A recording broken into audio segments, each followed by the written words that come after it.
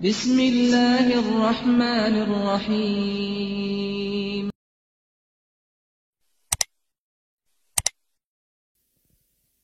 Baik.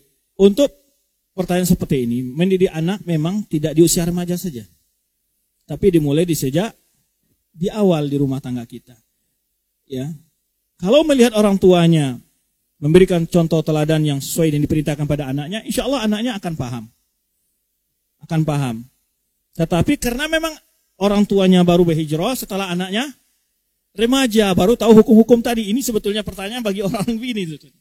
Ketika dia baru tahu musik haram, segala macamnya, berhijab yang mulia itu, setelah dia punya anak remaja, sekarang anaknya mau dipaksa seperti dia berhijrah. Kan itu maunya. Ini memang agak repot. Tapi bukan tidak bisa. Maka dimulai dengan cara apa? Beransur-ansur. Minimal anak kita ini dulu dibawa untuk ikut pelajaran ilmu agama.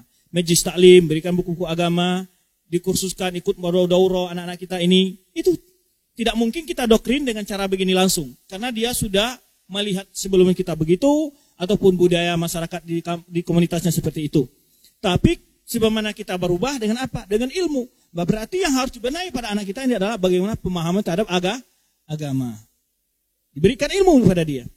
Nah, dia akan tahu nanti ada yang membolehkan, tidak membolehkan. Dia akan membaca mana dibolehkan apa tidak bolehnya. Ya, kenapa? Dia dengan ilmu kita bekali. Tidak cukup dengan cara melarang saja. Apalagi kalau dia sudah usia remaja ini. Biasanya usia remaja itu adalah mencari perhatian dan selalu ingin mendebat. Itu mentalnya biasanya. Ya, maka kita bekali dengan ilmu agama. Tidak bisa kita doktrin kamu begini, tidak bisa lagi.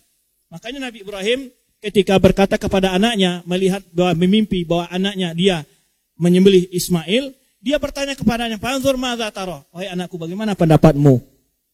Tidak dikatakan kepada anaknya, "Anakku nggak bisa menolak." Ini perintah Allah, ini wahyu. Harus kita terima apa adanya. Enggak begitu Ibrahim mengatakan kepada anaknya.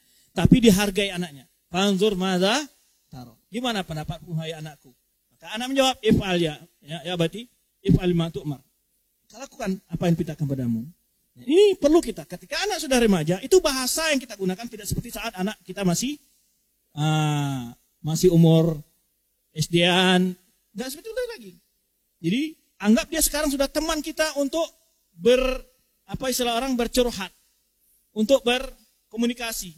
Sekarang dia usianya beda. Maka contoh-contoh pendidikan ini ada dalam Islam.